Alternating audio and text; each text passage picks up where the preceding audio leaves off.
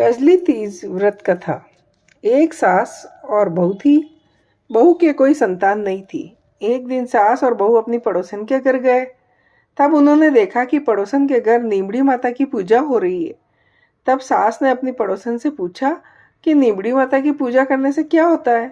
पड़ोसन ने कहा कि नीमड़ी माता की पूजा और व्रत के दिन नीमड़ी माता की कहानी सुनने से मनुष्य की सभी इच्छाएं पूरी होती है।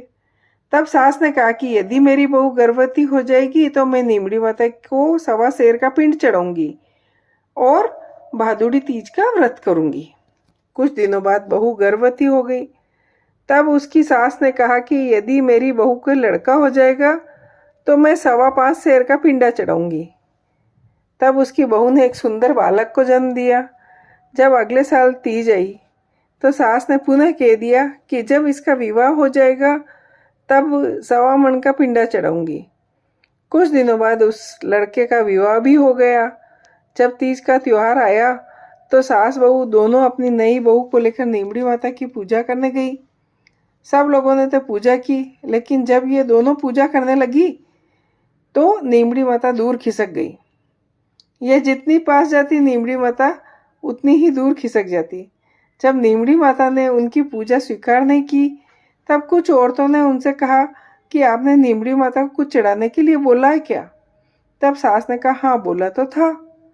तब उन औरतों ने कहा कि पहले बोली हुई इच्छा पूरी करो, तभी नीमड़ी माता पूजा स्वीकार करेगी। तब सास और बहू ने घर जाकर 1.25 मन का पिंडा बनाया और गाजे बाजे के साथ गीत गाते हुए नीमड़ी माता की पूजा की। नीमड़ी माता की कहानी सुनी। माता भक्ति व श्रद्धा देखकर प्रसन्न हो गई।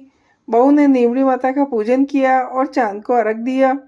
हे नीमड़ी माता, जैसे बहू को पुत्र दिया और कृपा की, वैसी कृपा सभी पर करना। नीमड़ी माता की कहानी कहने वाले, नीमड़ी माता की कहानी सुनने वाले और पूरे परिवार को कृपा देना। जय हो। कजली तीज व्रत कथा।